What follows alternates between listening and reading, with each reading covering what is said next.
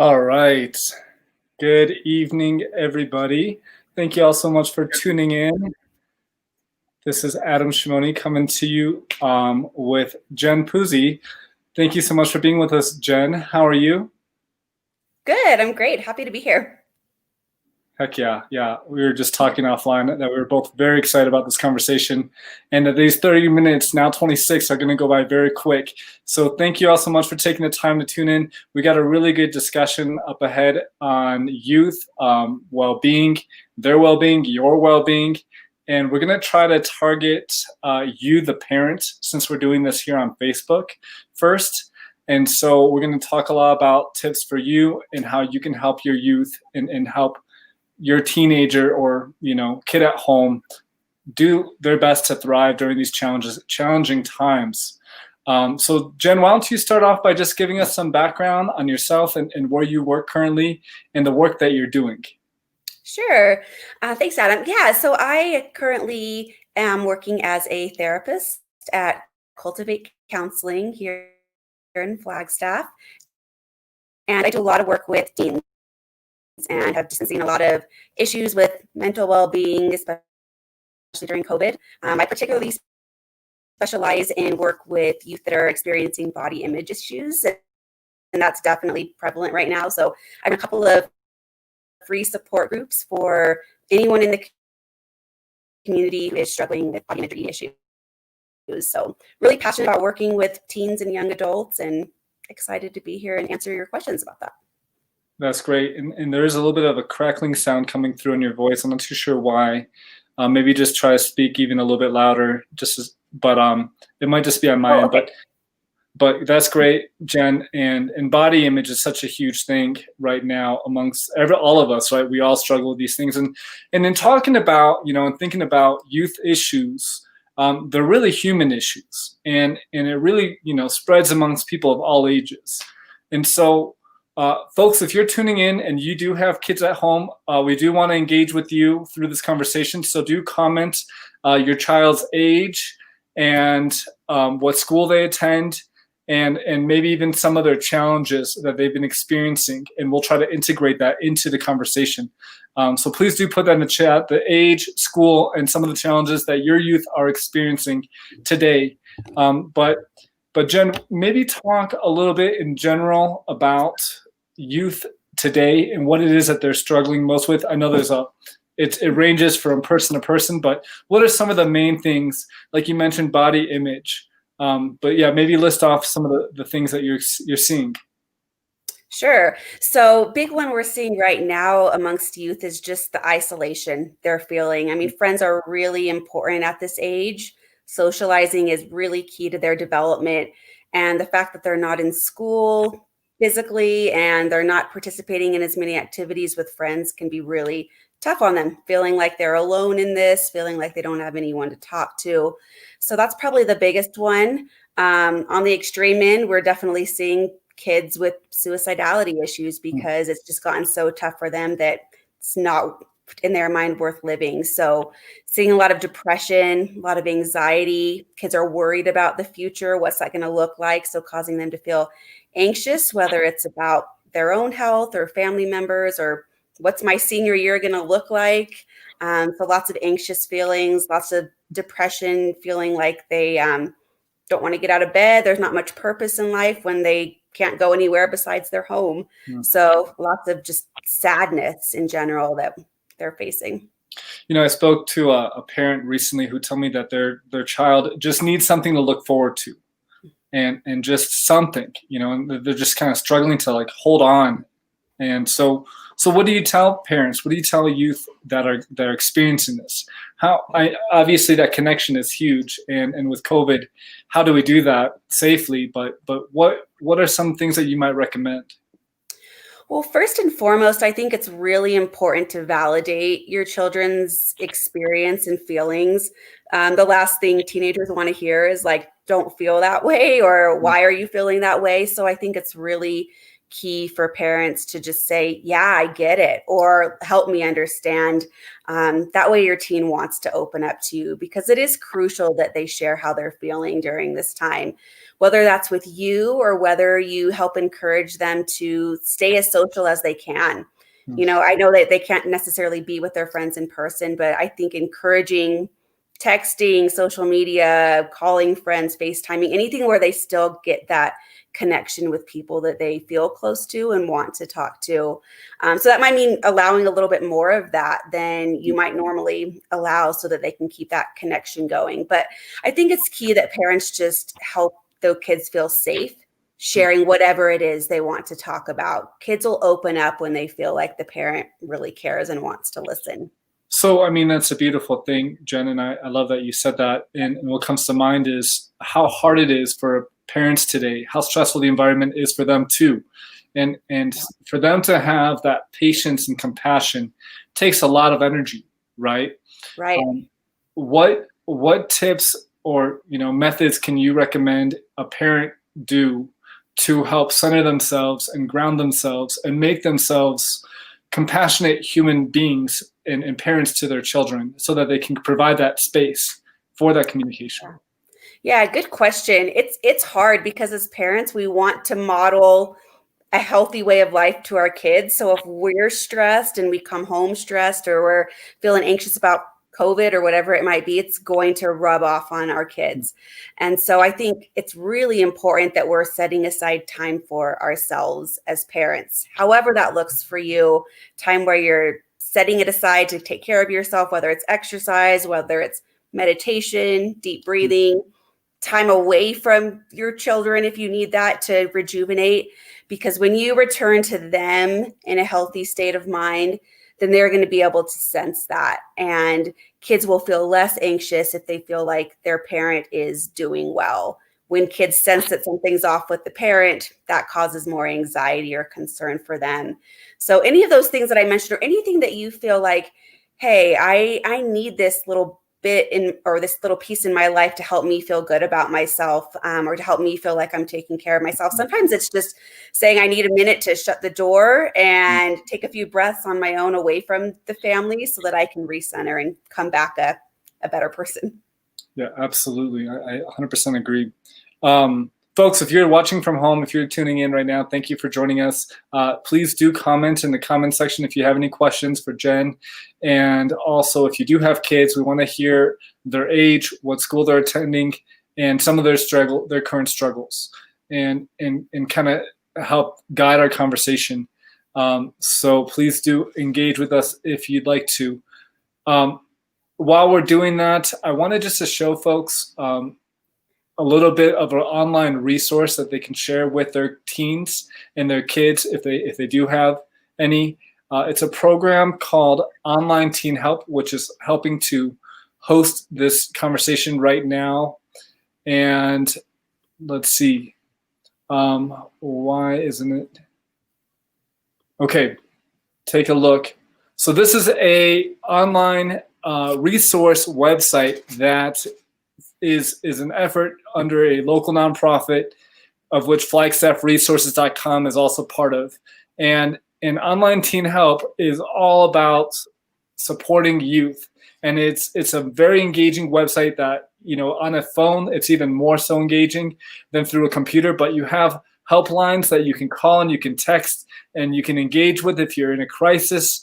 You have that outreach right there in that resource. There's a bunch of free apps and some paid for apps that folks are encouraged to download around meditation, journaling, nutrition, exercise. There's all these local teen programs that they can learn more about and engage with, get involved with, self-help books, information, and then a whole YouTube channel list of movies, of films to see that are positive and encouraging. And again, this website is very, very engaging and fun to utilize when utilized through your phone. And then the other program I just want to share with all of you, one second, I just want to look at this question really quick. Is it possible to contact the creator of the website? Yes, absolutely. reach out to me directly or through the Flagstaff Resources page through a message, and we'll be happy to answer any questions you have. And I want to show folks one other quick page, the Flagstaff Resources page, and this is good for people of all ages. This website has over 500 local resources in the community. You name it, it's likely on here.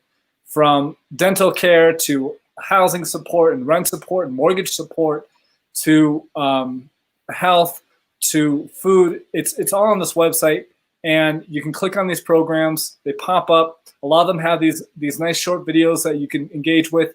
And you can also call our helpline, and we have 24/7 service staff working, ready to help you find what it is you're looking for on this website. And then there's also the search bar right here, which is a nice, easy way to find what you're looking for. And under therapy, there are hundreds of options of individuals across the state here in Arizona that are available to provide therapy. And a lot of the listings, you'll see a good amount of information on. Let me see if I can find a good example. But let's just click on this one.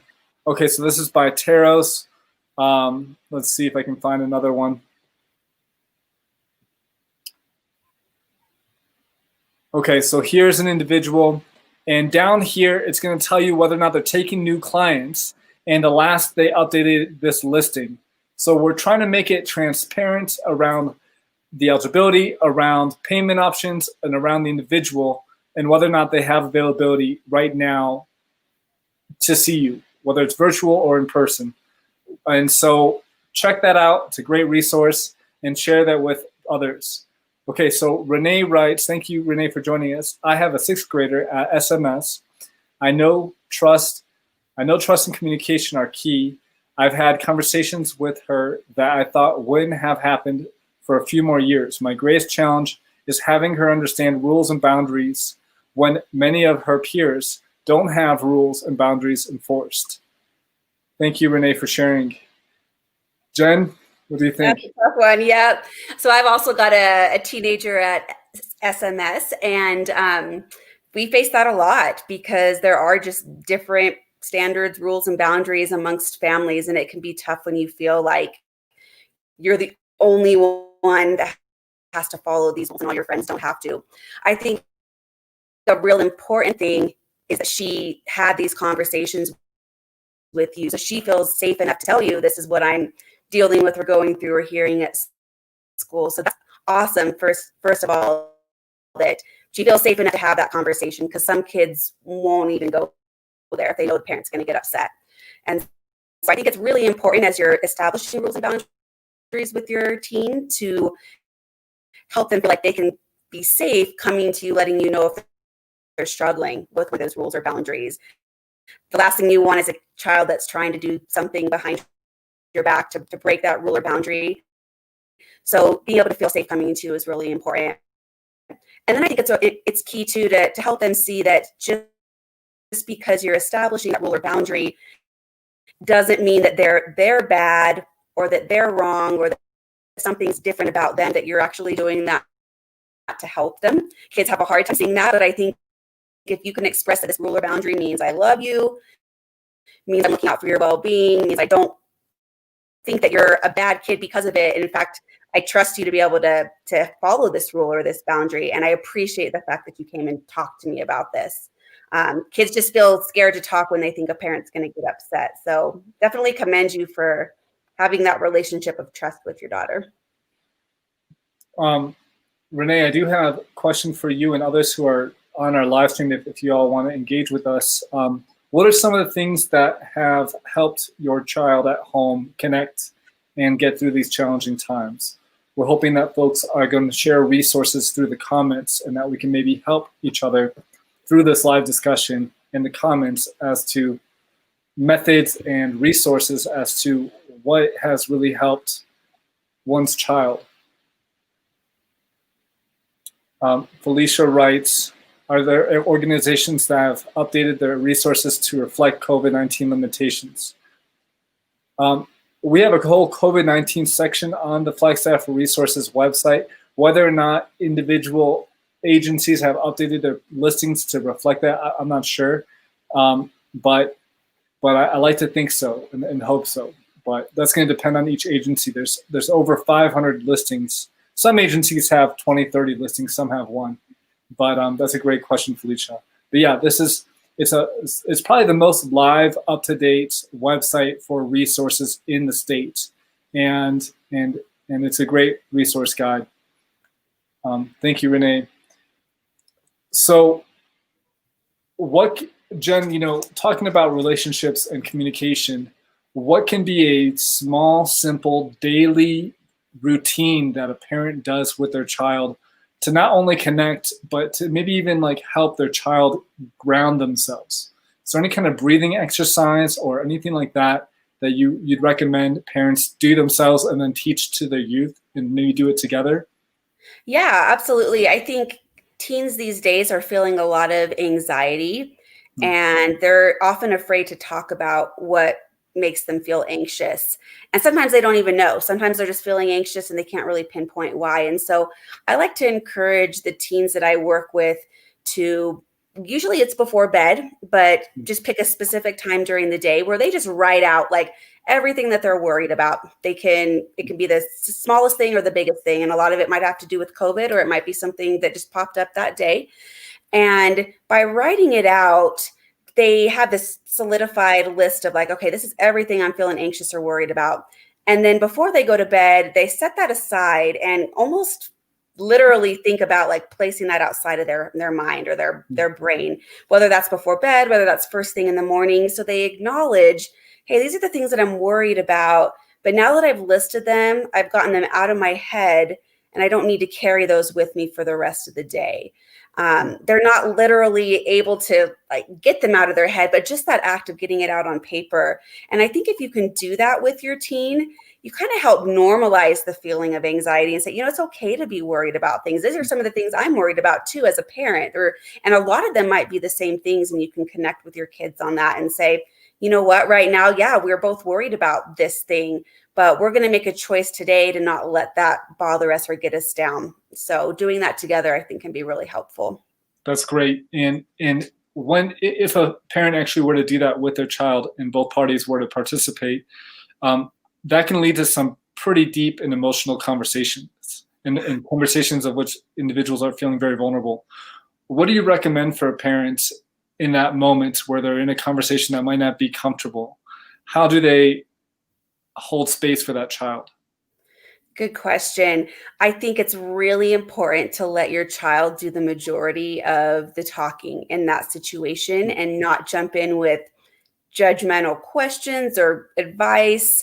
A lot of times they just need to be heard and validated. And if you don't understand what they're sharing, or it does feel uncomfortable, just asking a simple question like, could you tell me more about that? Rather than jumping in with something that might feel like it's critical of them, or cause their child to kind of backpedal and not want to share anymore.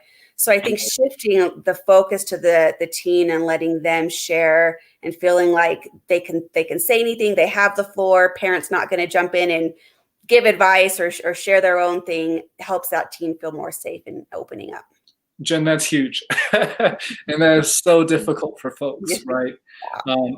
Listening and diving in deeper and pulling out more of those gems of information and nuggets of that person's stories or experience is so hard without wanting to jump in yourself or solve a problem yourself or provide your own opinions. And so really thinking about that, folks, and thinking, when you hear something, ask another question, keep going down that path and let your child just shine. And you can do this with colleagues, friends, peers, your employees, your boss. I mean, people love the feeling of being heard and someone being interested in what they have to say. And that's just a basic human thing. Renee, thank you so much for sharing all these comments in the comments section. I'm going to put a couple of these up here. So Renee says having a small circle of friends she hangs out with in person is helpful. And that's huge, right? Having those small circles. Jen, are you seeing that too? Absolutely. Yeah. Those teens that are allowed to engage in small social circles thrive far better than those who are completely isolated and not able to. It makes a huge difference. Renee also writes regular quality family time, dinner, activities, bed routine with talks and back rubs. Nice. The back rubs are key. Sounds like a great family. Yeah. And then the last thing Renee shared was helping develop routines. Ours, bed at 9 on school nights. But you can read, write, or draw if you still need to wind down. That's great, and that's huge. And I think that period of time leading into sleep is one that we are totally neglecting and abusing, quite frankly. And just Jen, what would you say to the winding down process in the evening? What for someone who's feeling stress and anxiety? I think a big part of that, yeah, I think a big part of that is like putting the phone away. Teens especially can be really tied to their phone. And so much research has shown that just tends to keep the brain active when you're trying to wind down, if you're just scrolling through your phone or keep it right by the bed. So I think I love Renee's idea of like doing something like drawing that, it's not electronics. It's not that bright light that's keeping the brain active. Doing something that's going to help you wind down versus stimulate the brain. Super important. That's great. Jen, we only have a few more minutes, and folks, we're going to take this conversation live to Instagram on our Online Teen Help Instagram page. Jen and I are going to be going live just like this, and so if you do have youth at home and they do have Instagram, maybe not Facebook, please tell them to jump on the Online Teen Help page right around 5:30. But Jen, with the last couple minutes, can you talk a little bit about some of the work you do in terms of, again, the opportunities if someone has a youth at home, what things do you specifically do and provide that they might be able to utilize? Absolutely. Yeah, I provide primarily individual counseling to those teens who are struggling. And I think a lot of times parents or teens feel like I need to have a big issue to come to counseling, something that's like a diagnosable disorder. But the majority of the teens I see are those that are just struggling with day-to-day issues, friends, family issues, feeling like they have low self-esteem. So stuff that doesn't seem major, but they just need someone to talk an unbiased party. And so I feel like counseling is a huge blessing to anyone that's willing to take advantage of it. You don't need to have a serious crisis or disorder going on in your life. So primarily individual counseling. And then I run some groups. So for teens, body image support groups, and then they're able to connect with others who struggle with the same thing as they do. And it's kind of nice to feel like they're not alone, that they have this group of people that have the same struggle that maybe a parent or a teacher or an adult figure in their life don't quite understand. They can come to the group and feel like they have support there. That's great. And I put the Cultivate Counseling flagstaff.com link in the chat box.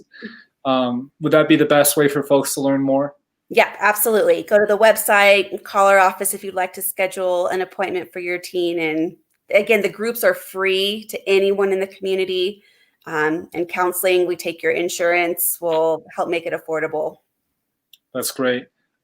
Does anyone else have any questions for Jen in the last couple minutes before we jump off and jump on Instagram, hoping to reach some of these youth members? We'll see how successful we are. I feel so old. Jen, do you have any other thoughts or any other recommendations? Maybe really quick, I know you do work with body image. Can you just speak to maybe some of the key things to support someone and maybe both the way they're thinking about themselves or what their minds are going through, and then what can be done to support them? Yeah, absolutely. I think a lot of body image issues come from the home, which can be hard. Sometimes if kids are getting critiqued at home about the way they look, or they see a parent that's critical of their own body, they can adopt that. So I think it's really important as parents to speak positively about your teen's body. And even if maybe you're not feeling positive about it yourself, to make sure that you're not the source of that negative body image. And then if your teen does come to you and say, I have this struggle, that's a big thing that they feel safe talking to you about that. So I think just validating where they're at, even if you look and see, I don't see a problem with your body, validating that they might feel bad about their body, and helping them feel like it's okay to come to you and talk about it, that it's not a off limits topic, I think is really important so teens feel safe. That's great. Jen, thank you so much for taking the time to speak to our audience on Facebook and YouTube. And we will sign off and sign back on Instagram momentarily. So again, if you have any youth at home, tell them to go to the Online Teen Help Instagram page and join us live for a conversation more geared towards them. All right, everybody, thank you for tuning in. Take care of yourself, take care of others, and don't forget to breathe and be well. Thank you, Jen. Thank you.